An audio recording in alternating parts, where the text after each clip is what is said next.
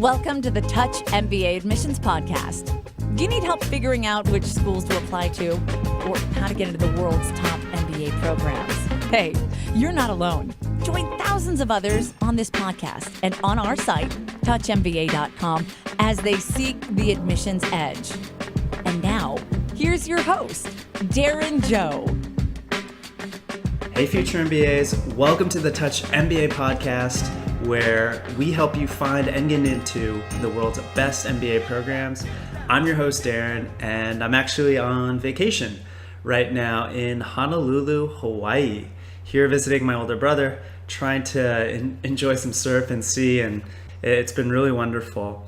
But I wanted to make sure you all got this week's episode, which is on jobs and careers in Hong Kong and China. And it's actually the first episode we've done where we've really just focused on what MBA career prospects are in this dynamic region. We hear so much that there's so much opportunity in Asia, and I just wanted to talk to a career services director from a top business school, CUHK, and just get her perspective on what's really going on and what MBA candidates and students can expect from this region, and how the school helps prepare their students to find jobs. So she shares a lot of great career advice. And you also get some good admissions tips as well to see how schools in Asia really evaluate your post-MBA goals and how much research you've done.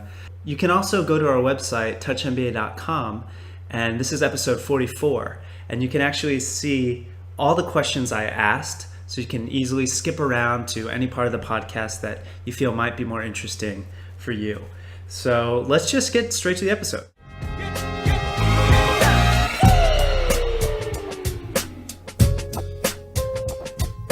I have a very special guest for today's show. She is Miss Marjorie Chang, who for nearly 8 years has been director of the Career Management Center for the MBA programs at CUHK Business School, which is the Chinese University of Hong Kong. And actually, this is our first conversation with a director of career services. So many of you are really curious about what sorts of job opportunities you can get going to business schools all around the world. So in this conversation, we're really going to focus on post-MBA opportunities in Hong Kong and in China. And I'd just like to thank you, Marjorie, for your time and welcome to the show. You're welcome. A lot of people see that the center of business is shifting east and that a lot of economies, especially China, are growing rapidly. So a lot of people want to move to China, to Hong Kong to look for job opportunities. So I guess my first question is, how can international applicants best prepare themselves to land a job in Hong Kong after their MBA experience? Okay. There's obviously a $1 million question for everyone would like to know more about it. But we obviously believe that if you would like to take the opportunity to have the MBA degree in Hong Kong or Asia so that you can start your career here, the very first thing would be you have to know what you want. And you better know it earlier, because when you look at the Asian program, particularly the program in Hong Kong, China, or Singapore, these hot locations, the clear difference that you could find it when you compare with the U.S. program is that we're relatively shorter, because the market has been going so quickly and people didn't have that patience to spend 2 years on the business program full time. So typically when you look at our program, we're shorter, we're like 12 to 16 months in total. And so during which of the time then you need to do a lot of things, particularly if you are looking for a career change or a location change. So the earlier that you know, the better, in a sense that you could prepare yourself earlier. And you're not wasting too much of your time once you started the program to still think through, what you would like to do, what kind of priorities that you have. So try to find out what you want and find it out earlier. The other thing after that is you have to have a realistic expectation of what you're going to get from a different location or from a different career. I guess that will be something very similar no matter where you get your MBA degrees from if you're thinking of a change. Because if you don't have that realistic expectation, then 10 out of 10, then you get frustrated. After you study, the job seeking process, the kind of challenges you're facing and things like that. So to get yourself realistic. But in doing that, you obviously have to do a lot of research.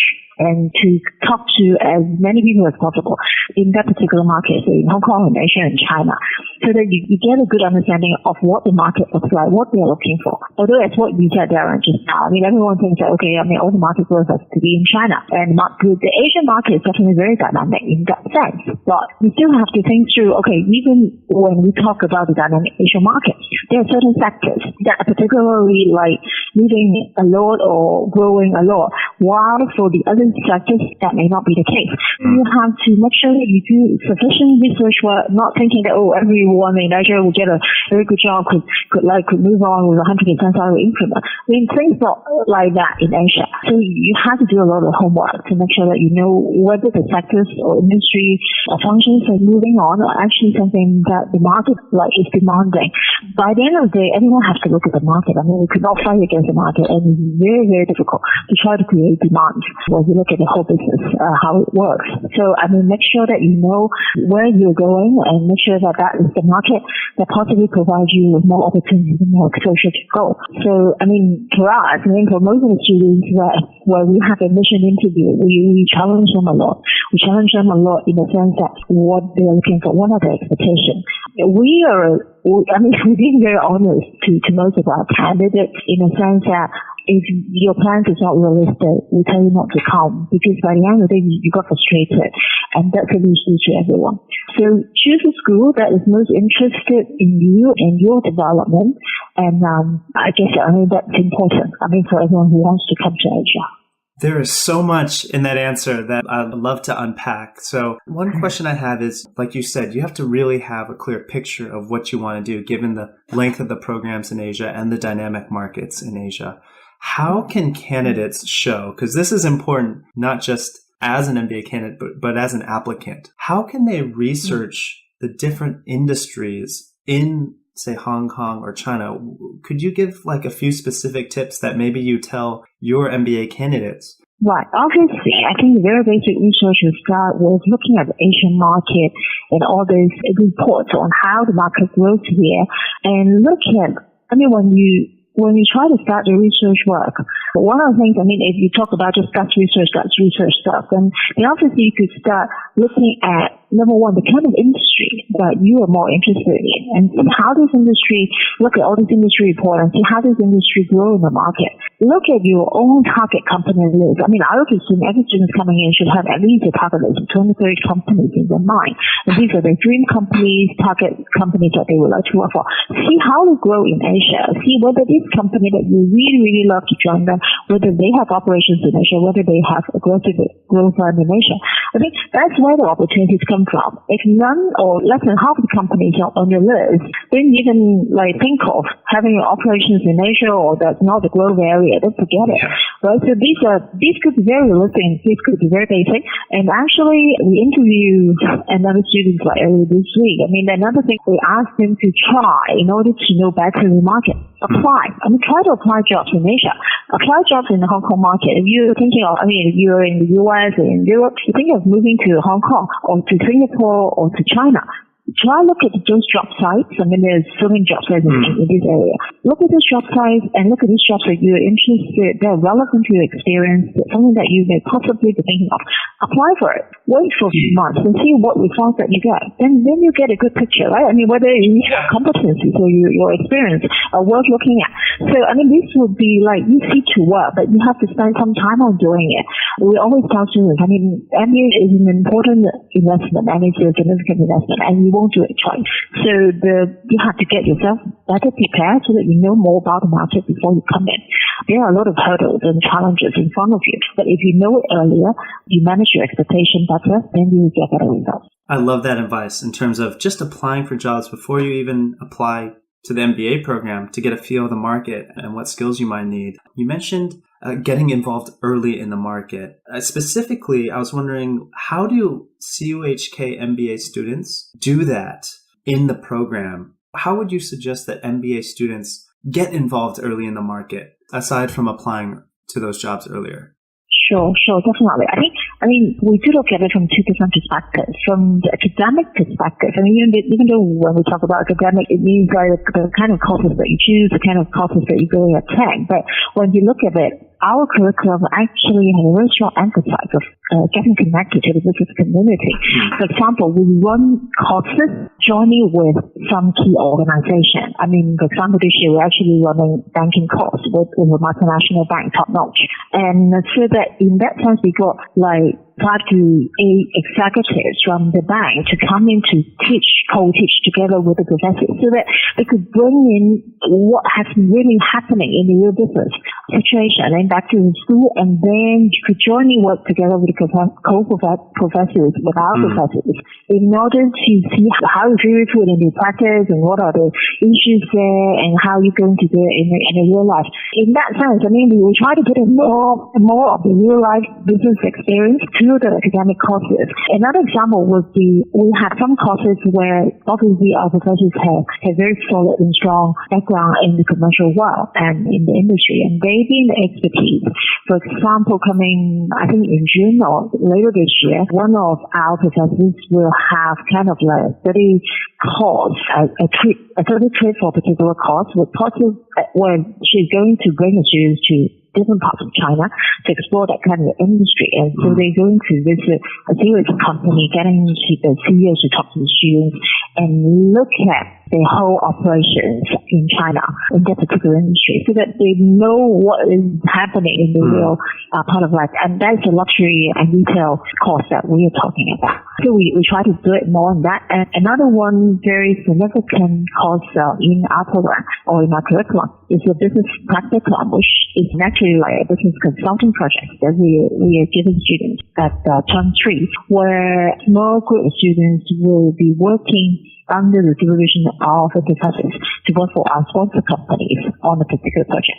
And these projects are typically a lot of like strategic planning projects, market development, product development projects, where we actually get into the sponsors companies and know other pains and what are the things that they're really thinking of moving ahead, where sometimes they may not have enough internal resources to do it, or sometimes they would like to have an external kind of like authorities to help them on with that.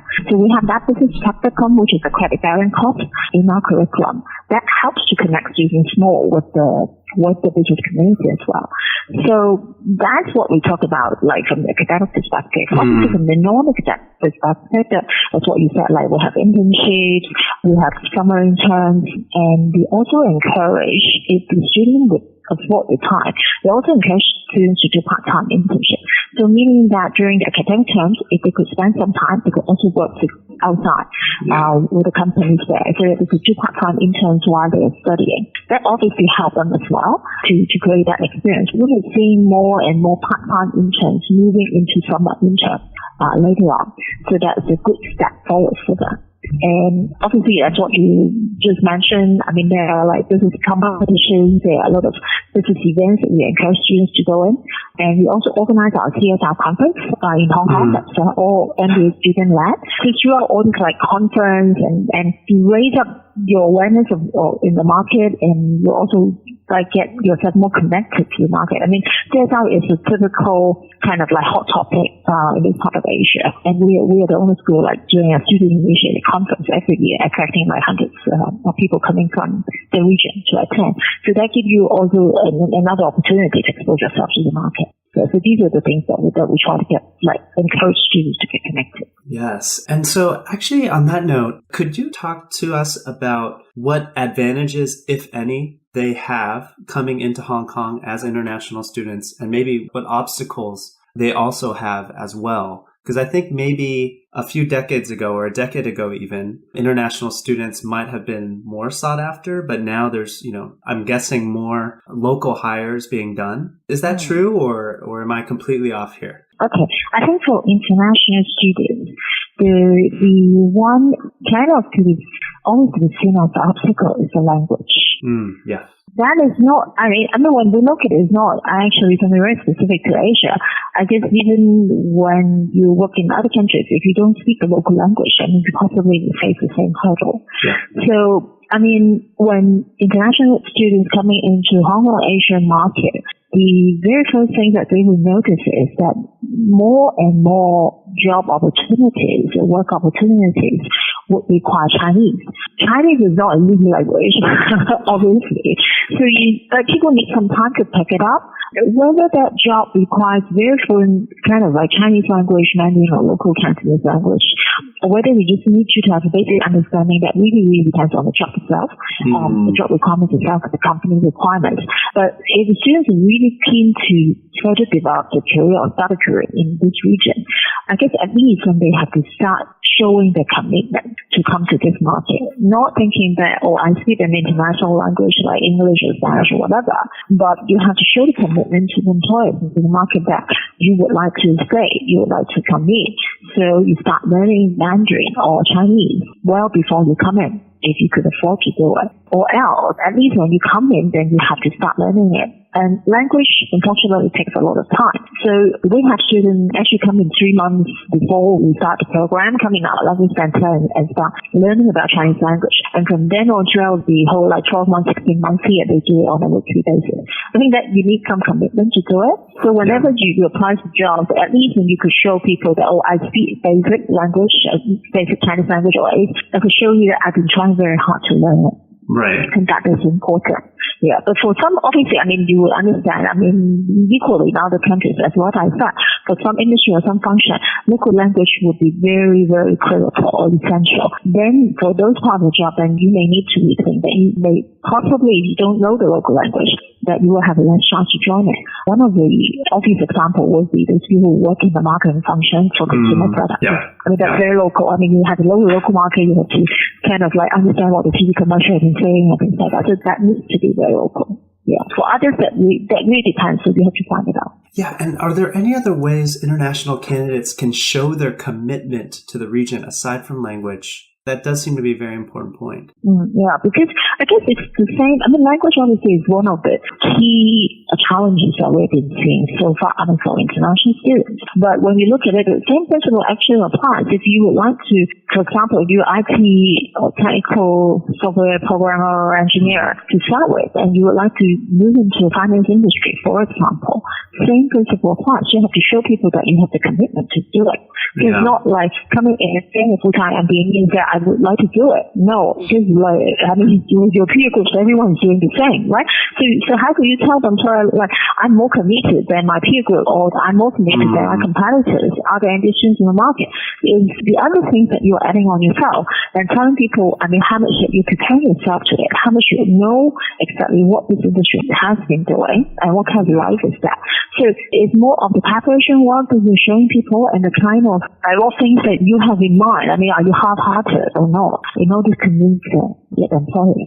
I was wondering if you could share with our audience how recruiting for MBAs has changed during your tenure. It's been almost a decade. And, is it relatively the same when you started, or has it changed? You mean the recruiting market in Hong Kong, right? Yes. Obviously, I've been seeing some positive changes over the years. That also comes through together with what you've been seeing, how the market grows and how the different businesses perform in the market.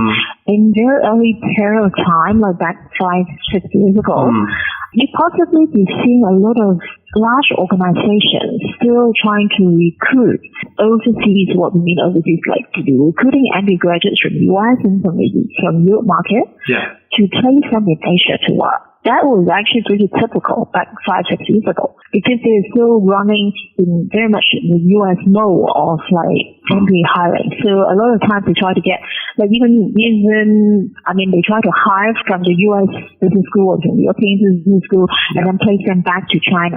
Some of them are actually local students as well. So there will be Americans, Canadians, and Europeans coming to work in Asia.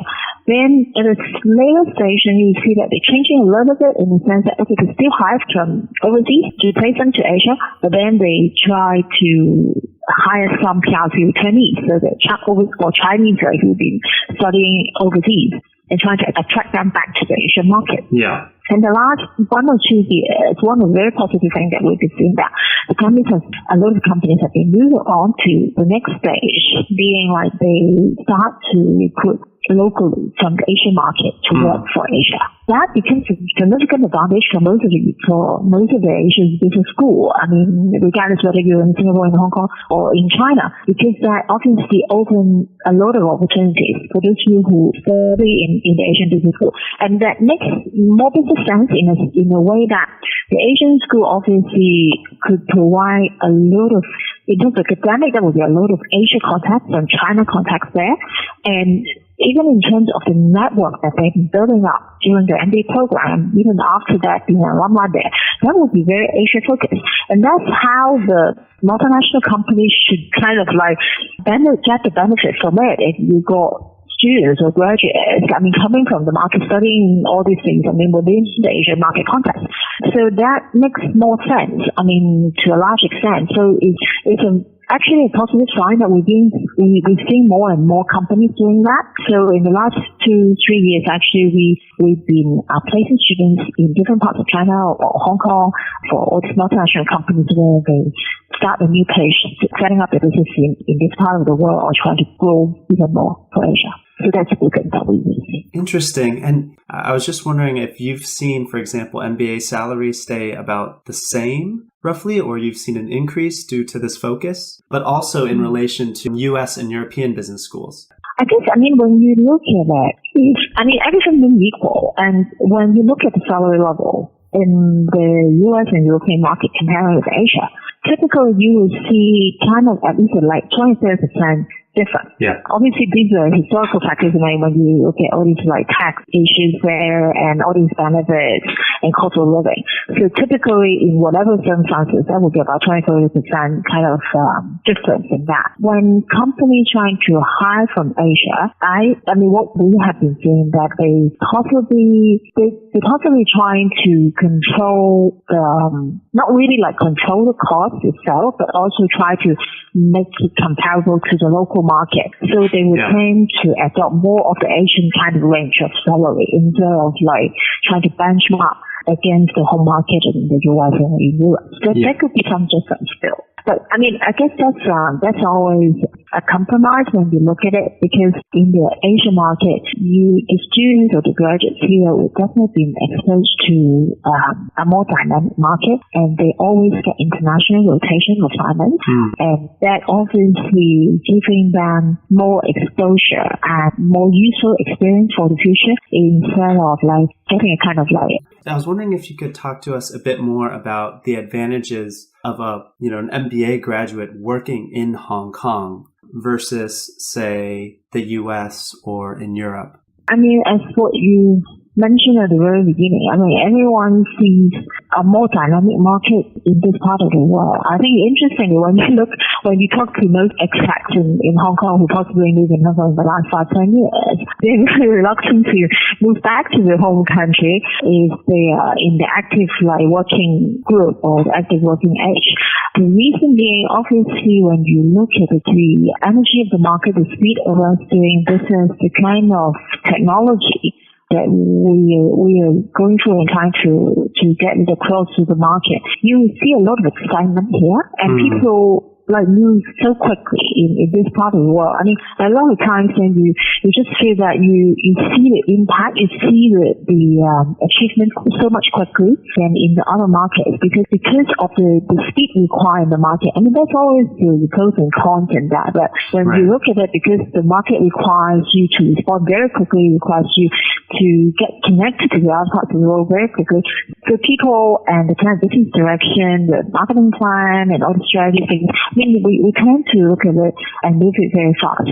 So that's how the younger generation, particularly with MBA graduates, I mean, who have find so much more to do at this part of the world rather than back to other market where the growth may not be as much as Asia. I think that the kind of the speed, the kind of exposure, the kind of enriching experience, and the kind of like feeling that you will be able to see yourself grow a lot within the next 5-10 years.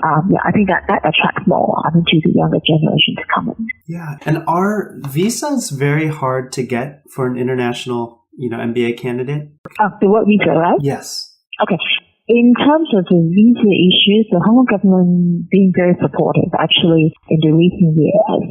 So for full-time MBA students who study with us for more than 12 months in Hong Kong on a full-time basis, they will be eligible to apply for under a policy called IANG, which is an immigration policy for non-local graduates. So with that policy, basically the full-time graduates will be able to stay in Hong Kong for 1 year without a work visa.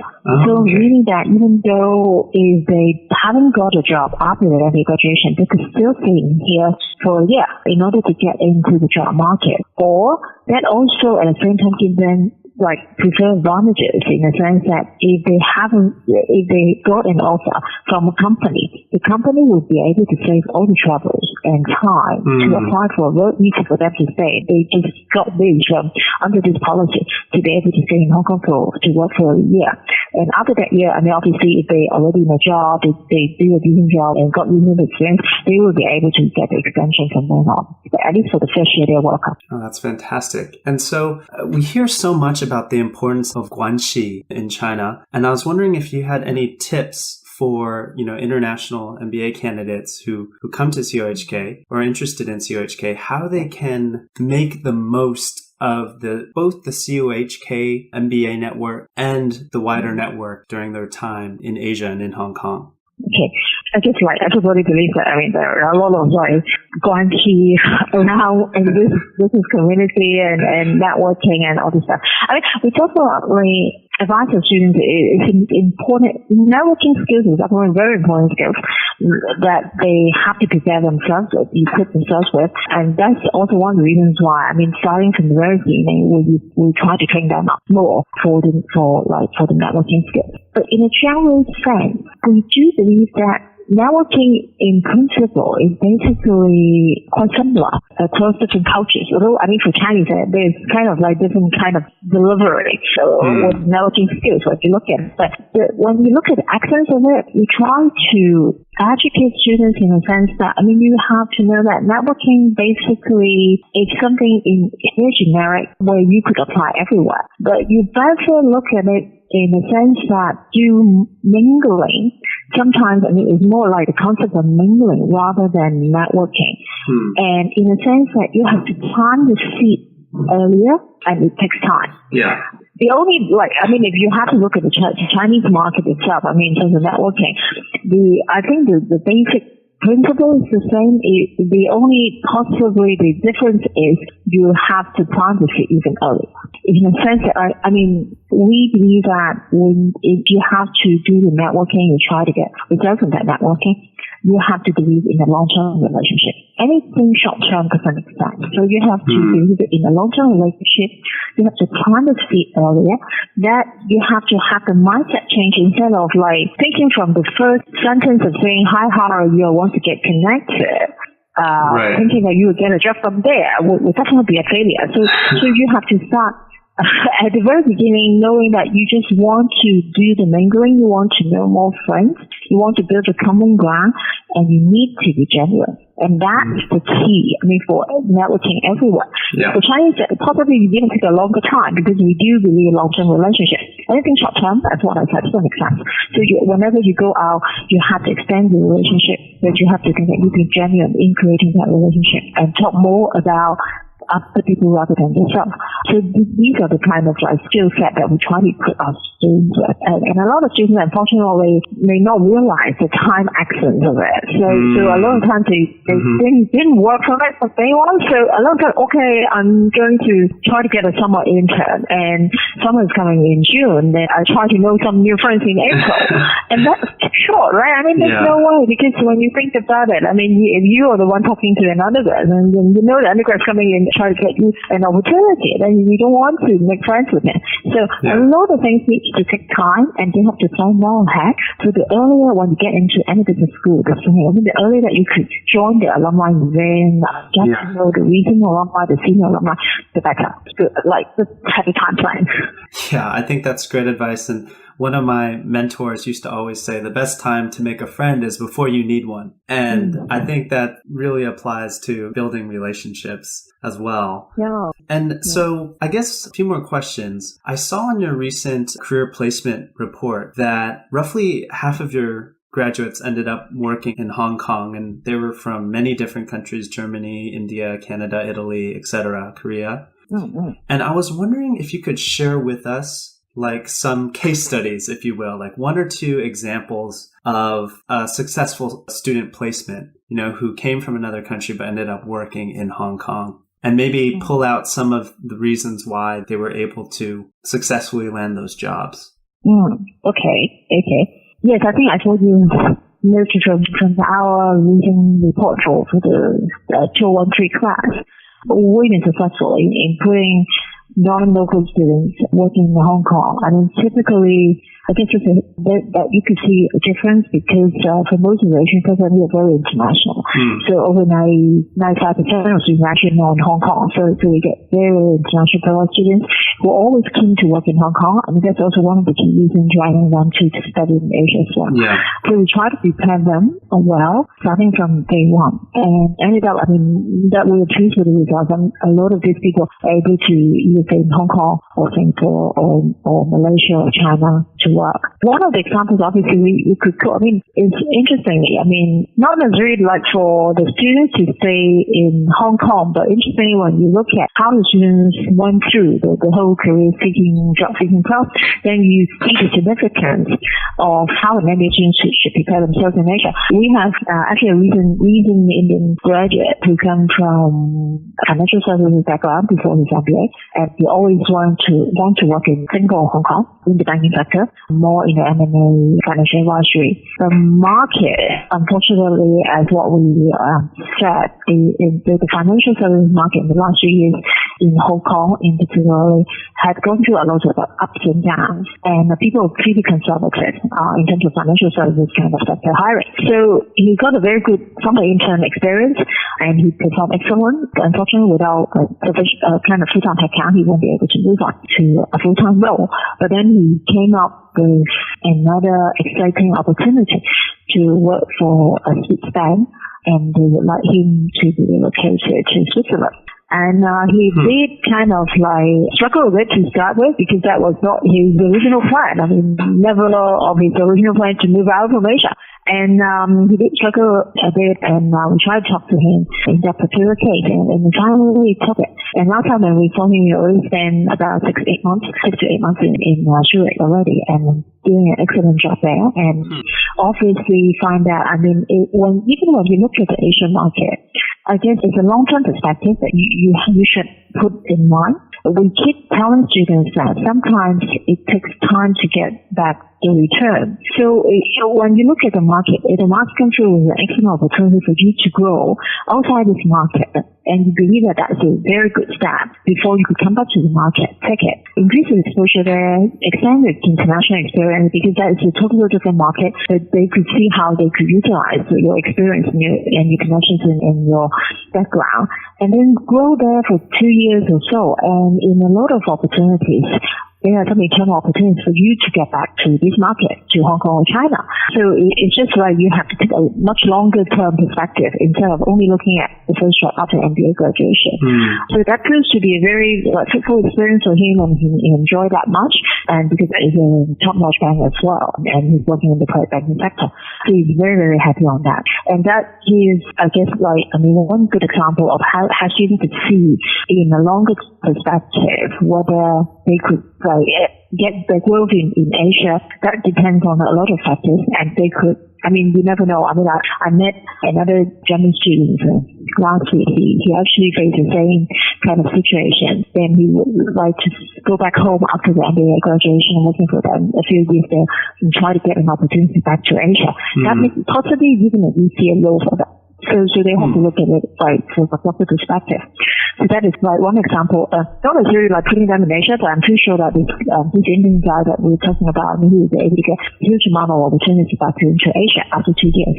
So that's how we see the market. And I guess in terms of successful kind of experience experience, I didn't think about it, and this is an interesting one because this is American Chinese who graduated a few years ago, and he obviously worked in the US for a few years before he came to the MBA. He always wanted to work in Asia, so he worked very hard and very smart and intelligent guy, great networker, and he just kind of like born failed in that sense. And he typically thought that he would like to do consulting in Asia, so he had put himself into that bucket and tried to work very well on it. And he finally did get a job after MBA graduation in the consulting world. But then working for a year, then he realized that was not something for him because he was actually more of an entrepreneurial style, very creative, very innovative, and his flair in terms of his entrepreneurship and what he gained from here in terms of the knowledge in entrepreneurship actually fit in the Asian market much better. So after a year, he actually left that consulting class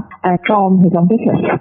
And so he started with an e-commerce business and very well within 2-3 years time, and he got like venture capital fund from the US and to continue to run the business, connecting the US market and the China market as well. So that was kind of like a very good example of how people like think that they would like to do certain job to a certain extent, but then by the end of the day, it's very much like back to his own style and personality, and also the kind of experience that he got, whether it gets into the market needs and the market demand. And I think he had done a very good job so far in the last few years, setting up his own business and trying to do more in that perspective. Yeah, because, I find that interesting because the examples you shared show the importance of long-term vision, long-term perspective, show the importance of flexibility. But, as we started the conversation, we talked about having clear goals, right, in terms of where you want it to be. So do you find this to be a common struggle for MBA students? They come in really expecting to work in this industry, but end up in another one. I think maybe some of our listeners might say, well, we're supposed to come into these top MBA programs with very clear vision of where we want to be, but many times MBA students end up doing something completely different, right? So they might see a conflict in that.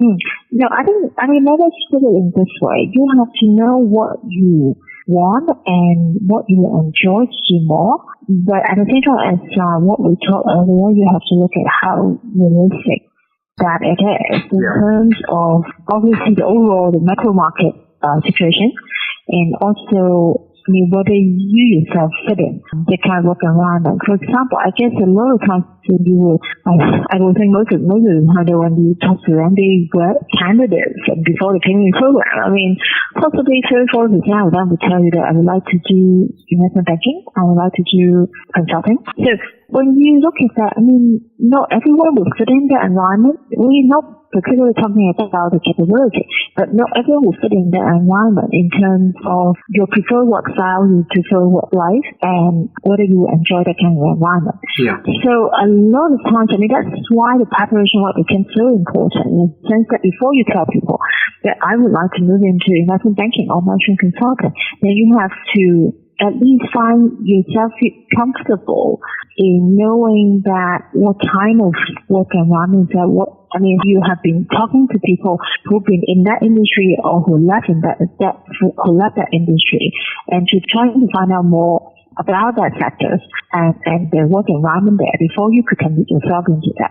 So that all comes to the preparation work. A lot of time people are just looking at like a lot of external factors and thinking that, is a good name, is a good culture, is a good environment, and it's a good package. So let me do it without thinking that whether you fit in. For us, particularly for this, we've been working for more than like 20 years in a row, and we always believe that you have to enjoy what you do in order to do a good job. So it's not like everyone will fit in a particular environment, not necessarily like your people will do a good job and then you will, but ask yourself what you will enjoy, and this will be your career, and you're going to spend your time there. So better find something that you enjoy and you love to do. Otherwise, you're bound to have failure. So that's how important when we talk about how realistic your career plan is. Right? So that comes with all these factors, instead of like just thinking, I want to do it, let me do it. Yeah, and sometimes you can't learn that until you actually experience it through, say, a summer internship or a part-time internship or talking, like you said, to people in the industry, which I think programs like CUHK help candidates do. I've really enjoyed our conversation, and I just have one last question, and that is, what do you wish just more MBA candidates knew about before they came to Asia to pursue their MBA? Like a common, maybe misunderstanding that they might have? Okay. I think before they choose to come to a school in Asia, as what we mentioned earlier, then the preparation work would be very important. For this, I would say that, for some MBA potential candidates, obviously because we're looking for people who had certain years experience. So coming to a certain age, for example, if you have already working for 5-6 years or even more, you possibly may have a family or may have some family connections that you have to really take into consideration when you move into a different market. We have sometimes been seeing some struggles for MBA students or even prospective candidates. Sometimes they really have to also to get the support or at least get the initial compromise with the family members, how long they're going to stay in this region. What are they going to do after the graduation? I guess somehow it reflects very similarly back to not a few years, but back to the real market when we talk about expatriate relocation. So things could happen very similarly in a sense that, if you're here, you have family, you have spouse who are living in other countries and not in Hong Kong, not in Malaysia, then you probably have to get a commitment or get support or consensus before you come, knowing that what should be your direction after that program, 12 months, 16 months time, right? Because, if you're thinking of moving to Hong Kong, but your spouse or your family would like you to stay home or close to home, that could possibly be a big struggle, because when you come to Asia, then you've been exposed to different opportunities, whether you take it or not, and by the end of the day, you need support. So without getting that support, everything could become very short-term. So you better make it clear and ask yourself how long you're going to invest in this part of the world and how long you're going to spend your time. For example, after MBA to see opportunities in Asia, people do have to bear in mind that sometimes it will take a period of time before you be settled down in the Hong Kong market or in the China market. So ask yourself upfront, how long could I afford to stay in this market and try to get the right opportunity for myself, and to do a bit of planning well ahead, that makes it easier. Obviously we know that things get changed during the program or during that 12 months or 16 months time. But if you could get better prepared with the family and get that common consensus, that would help you to get better. Often overlooked, what does your family think, and your spouse and your significant others? I love that. Thank you so much for that advice. And thank you for your time, Marjorie. I think our audience will really benefit from this just candid conversation about, the market in Hong Kong and what candidates have to do. So just really appreciate your time, and maybe we can have you back on the show again. Sure. Thank you very much, Darren.